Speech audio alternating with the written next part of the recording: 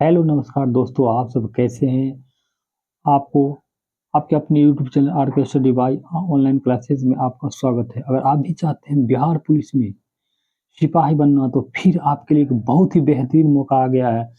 फिर नया वैकेंसी आ गया है। एक 83 पोस्ट का आ गया है, बिहार सिपाही का है। आइए इसके बारे में थोड़ा जानकारी आपको देते हैं। देखिए, ये जो है आपका आवेदन होगा।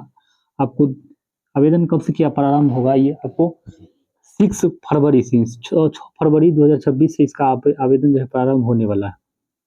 यहाँ देख सकते हैं, यहाँ जो देख सकते हैं यहाँ दिया हुआ है 6 फरवरी से प्रारंभ होगा और लास्ट कब तक होगा, ये आपको जो है इसका जो आवेदन लास्ट आवेदन होगा, अंतिम तिथि ये हो जाएगा आपको। अंतिम तिथि मार्च में होगा, 5 मार्च तक ये आवेदन होगा। आइए आगे देखते हैं और क्या क्या है इसमें। देखिए, अगर आप बात करें तो कितना वैकेंसी है, तो तिरासी तिरासी पोस्ट पर वैकेंसी निकाला गया है। विशेष शाखा बिहार में सिपाही सामान्य वन संवर्ग में सिपाही के रिक्त पदों वेतनमान वेतनमान ये 3 लेवल का, कितना लेवल का है, 3 लेवल का है। 3 लेवल का जॉब है। 3 लेवल का जॉब 83 पोस्ट निकला है। वैकेंसी 83 पोस्ट का वैकेंसी निकला है। आगे देखते हैं। देखिए ये सब जो है कितना पद, यानी कौन कौन कैटेगरी में कितना कितना पद है वो सब देख लीजिएगा। पीडीएफ आपको जो है टेलीग्राम पर डाल देते हैं, जाके लिंक के जरिए उसको डाउनलोड कर लीजिए। आइए यहाँ देखते हैं आखिर क्या है इसमें आगे। देखिए, लिखित परीक्षा के पूर्व अधियाची प्राधिकार से प्राप्त नई अधियाचना को भी शामिल किया जा सकता है तथा संशोधन होने पर पदों की संख्या घट बढ़ सकती है। यानी संशोधन होने पर घट बढ़ सकता है, पहले ही बोल दिया गया है, घटाया बढ़ाया जा सकता है। ये हो गया। देखिए यहाँ जो है आपका शारीरिक मापदंड दिया गया है, तो वही है जो है रहता है, इसमें तो कोई चेंजिंग नहीं है। तो 165 सामान्य वर्ग के लिए, पिछड़ा वर्ग के लिए। उसके बाद है हो गया ये चेस्ट, सब सेम है, ये सब सेम है। उसके बाद यहाँ देखिए ये वजन जो है महिला में 48 किलोग्राम होना चाहिए, ये भी ठीक है। आइए आगे देखते हैं। शैक्षणिक, अगर हम लोग बात शैक्षणिक अर्हता की अगर बात करें तो ये जो है आपको 10+2 पे निकाला गया है। 10+2 पे निकाला गया है। जो साथी अगर नया नया नए नए आए हैं, 10+2 किए वो भी भर सकते हैं। जिनका 10+2 हो गया वो सभी भर सकते हैं। ठीक है, ये हो गया। वही होता है जिसे छूट दिया गया है, जो सबसे सब ठीक ठीक है, सब देख लीजिएगा। ठीक है, वही सब है। कितना, हाँ सिटी के वही ठीक है। ये सब चयन के लिए संरचना, हम यहाँ देखिए हम लोग बात करते हैं। अब चयन इसमें कैसे होगा, तो चयन अगर क्या बात करें, चयन के लिए परीक्षा संरचना क्या होगा। देखिए, सिपाही संरचना की चयन प्रक्रिया के निम्न चरण होंगे। इसमें चरण थोड़ा ध्यान दीजिएगा। देखिए, प्रथम चरण में आपको लिखित परीक्षा लिया जाएगा। आवेदन पत्रों के संग्रह के उपरांत आवेदन पत्रों की संहिता की जाएगी एवं जिन अभ्यर्थियों के आवेदन पत्र सही पाए जाएंगे उनके लिए लिखित परीक्षा का आयोजन किया जाएगा। ठीक है, लिखित परीक्षा का आयोजन किया जाएगा। एक दो पाली में ले सकते हैं, वो सब कहा गया। अब यहाँ ये पॉइंट पढ़िए 2 नंबर। लिखित परीक्षा का स्तर बिहार विद्यालय परीक्षा के 10वीं कक्षा अथवा समकक्ष स्तर का होगा एवं वस्तुनिष्ठ होगा, यानी 10वां लेवल तक का होगा आपका। इसमें पूछा जाएगा। लिखित परीक्षा में 2 प्रश्न पत्र होंगे, 2 प्रश्न पत्र दिया जाएगा। जैसे जो आप सिपाही का पेपर देते होंगे उसमें एक ही दिया जाता था, इसमें 2 दिया जाएगा। 2 दिया जाएगा। देखिए क्या क्या होगा। हम्म, देखिए उसके बाद 2 प्रश्न दिया जाएगा। 90 मिनट के समय में 100 प्रश्न पूछे जाएंगे जो 100 अंक का होगा। 90 मिनट के लिए 100 प्रश्न पूछे जाएंगे जो 100 अंक का होगा। द्वितीय प्रश्न पत्र भी 90 मिनट का होगा जिसमें 100 प्रश्न पूछे जाएंगे और ये भी 100, टोटल 200 मार्क हो गए। यानी आपका जो दो टोटल की अगर बात करें, 90 90 की अगर बात करें तो क्या 180 मिनट हो गया। इसको 60 से अगर भाग देंगे यानी 3 घंटा का आपका पेपर होने वाला है। 3 घंटा का आपका जो पेपर होगा 3 घंटा का पेपर होगा, जिसमें इसमें देखिए जैसे अब बिहार पुलिस के का देते थे उसमें नेगेटिव मार्क नहीं था। इसमें क्या कहा गया है आपको, उपयुक्त कुंडलिका में 2 में वर्णित दोनों प्रश्न पत्रों में प्रत्येक सही उत्तर के लिए 1 अंक दिए जाएंगे, प्रत्येक गलत उत्तर के लिए 0.25 अंक काट लिया जाएगा, यानी 0.25 अंक आपका काट लिया जाएगा।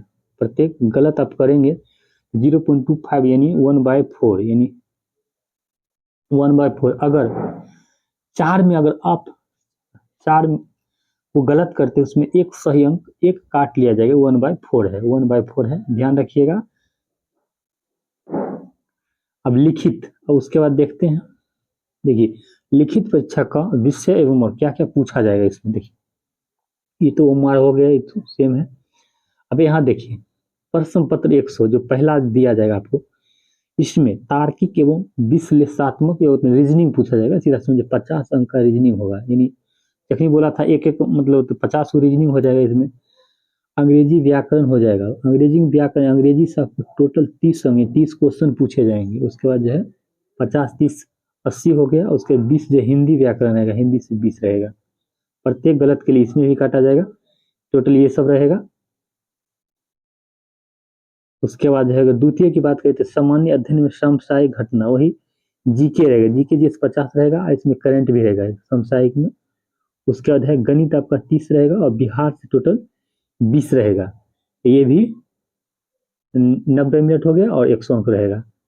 ये सब हो गया, इसमें भी गलत काटा जाएगा। ध्यान रखिएगा अगर आप गलत करते हैं 4 में एक गलत करते हैं तो आपका सही में से काटा जाएगा, नेगेटिव मार्क है इसमें।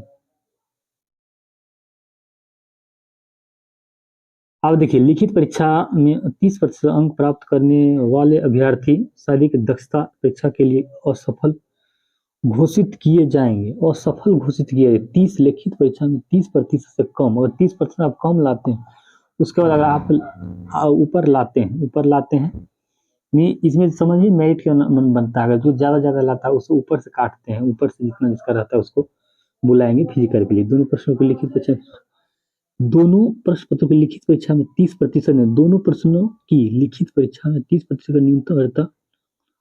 हाँ अलग अलग देखिए, यहाँ ये ध्यान देना है, अलग अलग। अगर मान ऐसा नहीं है दोनों मिलाकर, दोनों में 30% कम से कम लाना होगा। उसके बाद आप क्वालिफाई आपका जो है क्वालिफाई किया जाएगा। ये हो गया। अब लिखित परीक्षा में प्राप्त अंकों के आधार पर यथासंभव रिक्तियां के कोटि पर प्रत्येक कोटि के 3 गुना। अब इसमें जो 3 गुना अभ्यर्थी को शारीरिक दक्षता हेतु हेतु किया जाएगा, कोटिवार समान 3 गुना बुलाया जाएगा, ठीक ना। कट ऑफ अंक प्राप्त कर सकते को चयन अगले प्रेरित प्रतियोगिता के लिए किया जाएंगे। कट ऑफ के अनुसार जितना कट ऑफ होता है अनुसार 3 गुना लिया जाएगा। उसके बाद अगर बात करें तो शारीरिक दक्षता परीक्षा हेतु योग्य अभ्यर्थी की पर्याप्त संख्या इतना में की जाएगी। पुलिस अभ्यर्थी इतना। उसके बाद दोनों प्रश्न पत्रों की लिखित परीक्षा को समुचित रूप से मुख्य, अब देखिए दोनों दोनों पत्रों की लिखित परीक्षा को समेकित रूप से मुख्य लिखित परीक्षा की संज्ञा देगी। देखिए जो मेरिट बनेगा, यहाँ ध्यान देने वाली मेरिट बनेगा, ये दोनों पत्र जो आप एग्जाम देखे उसी के आधार पर मेरिट बनेगा। देखिए साफ लिखा गया है, दोनों प्रश्न पत्रों की लिखित परीक्षाओं की समेकित रूप से मुख्य लिखित परीक्षा संज्ञा दी जाएगी तथा मुख्य परीक्षा अंतिम, जो मुख्य परीक्षा होगा ना, मुख्य परीक्षा की जाएगी। अब मुख्य तिथि मुख्य लिखित परीक्षा अंतिम मेधा यानी जो लिखित होगा ये फिजिकल पर नहीं बनेगा। आपका जितना बेहतरीन आप मतलब आपका जितना एग्जाम में अच्छा बेहतरीन कर पाइएगा उसी के अनुसार से मेरिट बनेगा, यानी लिखित परीक्षा पर आपका मेरिट बनने वाला है। अब आ जाते हैं द्वितीय चरण में, ये क्वालिफाई पीएसटी की बात करते हैं। शारीरिक जांच माप पीएसटी लिखित परीक्षा के आधार पर पात्र अभ्यर्थी की शारीरिक जांच माप परीक्षा के लिए बुलाया जाएगा। द्वितीय चरण में शारीरिक अभ्यर्थी को शारीरिक जांच माप परीक्षा में सम्मिलित होना एवं सफल। देखिए यहाँ एक बात बोले, यहाँ शारीरिक जांच है, यहाँ पीएसटी दिया हुआ, बिना पीएसटी दिया हुआ है यानी इसमें दौड़ नहीं होगा। शारीरिक जांच यानी पीएसटी मतलब चेस्ट नापा जाएगा, वजन नापा जाएगा, ये सब लिखित वही किया गया है। तो इसमें दौड़ नहीं होगा, बिना दौड़ का होगा। यानी आपका जितना बेहतर से बेहतर एग्जाम परफॉर्म कीजिएगा उतना ठीक रहेगा। लिखित में बुलाया जाएगा। अभ्यर्थी को शारीरिक जांच माप परीक्षा में सम्मिलित होना एवं सफल होना अनिवार्य होगा माप के लिए। अब यहाँ देखते हैं और क्या है। शारीरिक जांच माप परीक्षा के न्यूनतम निर्धारित मापदंड में कोई छूट मान्य नहीं है, ठीक है। शारीरिक मापदंड विज्ञापन और सफल अंक नहीं, इस देखिए इसमें कोई अंक नहीं दिया, सिर्फ जो है क्वालिफाई करना जो नियम है, नियम को अनुसार जितना दिया गया है।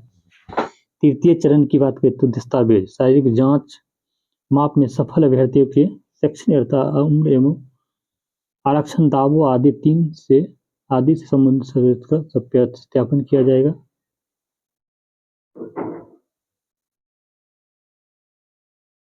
यानी बाद में जो प्रोसेस होगा वो सब है, यानी बिना दौड़ का ही ये सब जितना आगे पढ़ लीजिएगा, कोई विशेष नहीं है।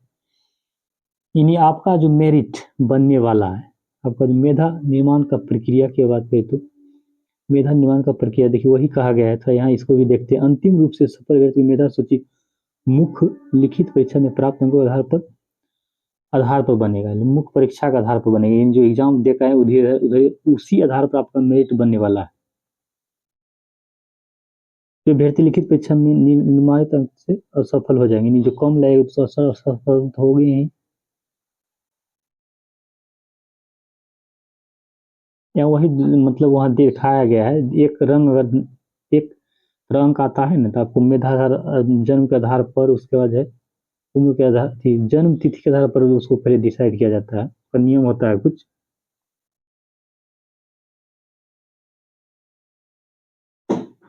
100 रुपया आवेदन लग रहा है, कोई ज़्यादा नहीं लग रहा है, ठीक ही है। आप देखिए अगर हम लोग बात करें उम्र की बात करें तो उम्र आपको न्यूनतम उम्र जो है आपको और 1/8/2026 से न्यूनतम उम्र जुड़ रहा है, ठीक है। अधिकतम उम्र के लिए 1/8 यहाँ से मतलब यहाँ जोड़ा गया है। जाकर आप लोग आवेदन कीजिए और ये जो जाति प्रमाण पत्र और क्रीमिलियर भी लगेगा, तो बना लीजिए, बना कर रखिए।